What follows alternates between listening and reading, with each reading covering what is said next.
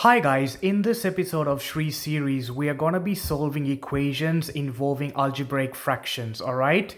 I thought it's important that we are given opportunities for you guys to solve more practice questions. In that way, you become very confident, all right? In the previous video and the previous sessions, we did solve similar questions. So I thought, the more we practice, the more confident we became. All right, so if you look at question 1 and question 2, you will notice that these are algebraic fractions. In the previous video we solved linear equations, all right, and I said before, when you have an algebraic fraction, your task is to convert those algebraic fractions or expressions into a linear equation.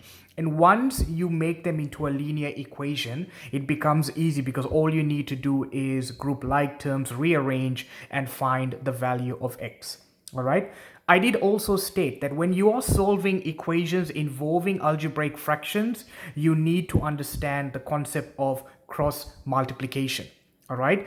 And I'll just give you guys a recap as I done before. Imagine you've got A over B equals C over D. All right, what happens in cross multiplication is you multiply the numerator of one fraction by the denominator of another fraction, the numerator of another fraction by the denominator of another fraction, and all you do is use the arrows to illustrate. So A times D becomes AD, and then you put an equal sign, and B times C becomes BC. So can you see that when you cross multiply, you're converting a fraction into a linear equation, and that's the purpose of cross multiplication. All right, so if we look at question number 1, I'll read it out. 2 open brackets x plus 1 close brackets divided by 3 equals 3 open brackets 2x minus 1 close brackets divided by 2. All right, now before we even cross multiply, what we need to do is we need to get rid of the brackets here and there, and by now you know the concept of expanding. We need to expand and then cross multiply. All right, so let's have a go at that. What do I do there? I go 2 times x and 2 times 1. All right, and then I go 3 times 2x and 3 times negative 1. So we're trying to get rid of the brackets via the process of expansion. All right, so 2 times x becomes 2x and 2 times 1 becomes 2. All right, and then we divide it by 3, and that's equals to 3 times 2x becomes 6x, and 3 times negative 1 becomes negative 3. Divide that by 2. All right, so what we've now done is we've gotten rid of the brackets through expansion, and the next thing we now need to do is cross multiply. You can see I've just shown the arrows to illustrate what cross multiplication entails. All right, so what we do there, we've got 2 times 2x plus 2 and 3 times 6x minus 3. All right, so what do we do there? We go 2x plus 2 equals 3 6x minus 3. All right, so what we've literally done is we've cross multiplied, put the number 2 and 2x plus 2, make that into a bracket, got the number 3 on the side, and multiply by 6x minus 3. All right, I also mentioned before, it doesn't matter which side either are. All right, as long as you rearrange and use the right process to get to the right answer. All right, what we do here, again, just like what we did here, we need to expand. All right, so again, I'm going to use my arrows just to show you which ones I'm going to be expanding. So in that way, you know the direction. All right, so 2 times 2x becomes 4x. Put a plus there. 2 times 2 equals 4. And 3 times 6x becomes 18x. And 3 times negative 9 becomes, 3 times negative 3 becomes negative 9.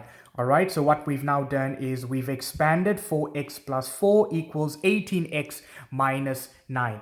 All right, what do we do from there? We need to rearrange. All right, so in other words, we've got to put the x's on one side and the numbers on the other side. All right, so we'll put the x's here and we'll put the numbers here. So in other words, we're going to put 18x this way and the 4 is going to be that way. And remember what happens when we transfer numbers or letters over the equal sign, the sign will change. So therefore 18x will now become negative 18x, and the 4 will now become minus 4 or negative 4. All right, so what do? We go 4x minus 18x equals negative 9 minus 4. All right, so you can see that I've systematically grouped the numbers and the letters, in this case x, and the sign has now changed. All right, 4x minus 18x becomes negative 14x, and negative 9 minus 4 becomes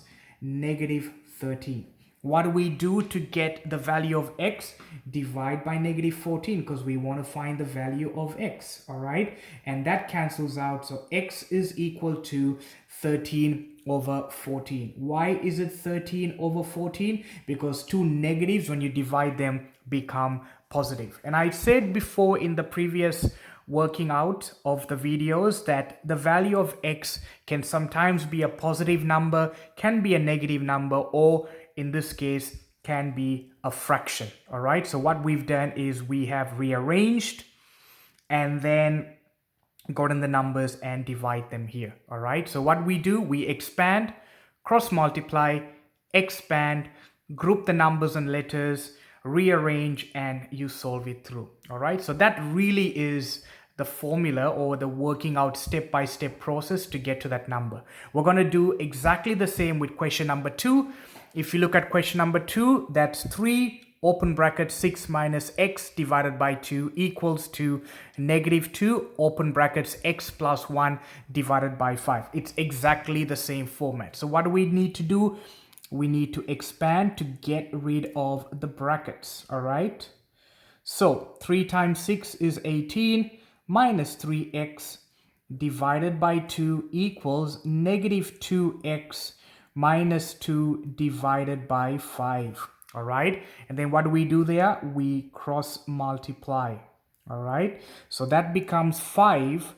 18 minus 3x equals 2 negative 2x minus 2. All right, so we've cross multiplied and gotten that. So what do we do from there? I'll just come a bit closer, zoom a little bit closer so you guys can see.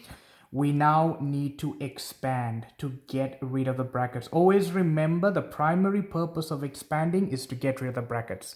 All right, so we've got 5. 18 minus 3x equals 2 negative 2 minus 2x.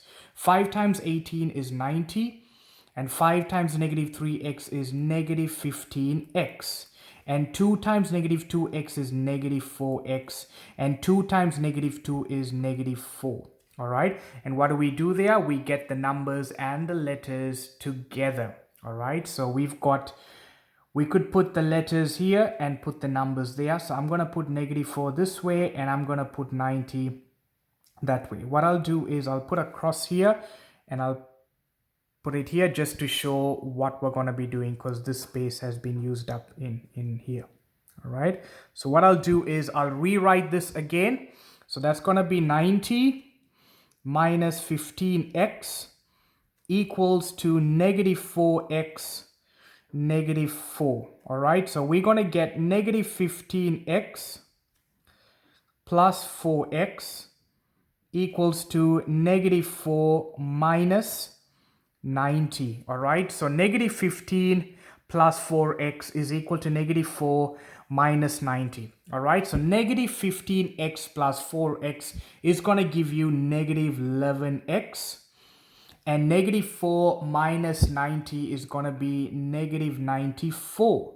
And what do we need to do to get the value of x? Divided by negative 11 and divide that by negative 11, because whatever you do on the left hand side, you got to do exactly the same on the right hand side. So that's a fundamental step that you need to follow when solving linear equations. So x now becomes equal to 94 divided by 11. All right, you could leave it like that, or you could leave it as a mixed fraction, which becomes 8 and 6 over 11. All right, so that's how we solve equations involving algebraic fractions. Now looking at this, it looks like a whole mesh of things, but if you followed my step-by-step process, you will understand. Going back to sum up, if you want to solve these questions, what are the required prior topics you need to understand? As you can see, you need to learn how to expand. If you don't know how to expand, this question is going to be hard. You need to learn how to cross multiply, because if you don't know how to cross multiply, this question is going to be hard. You need to learn how to rearrange the formulas. You need to learn how to group the numbers and the letters. If you don't know how to do that, this question is going to be hard. All right, so this is how we solve equations involving algebraic fractions. Thanks for listening, guys. Bye now.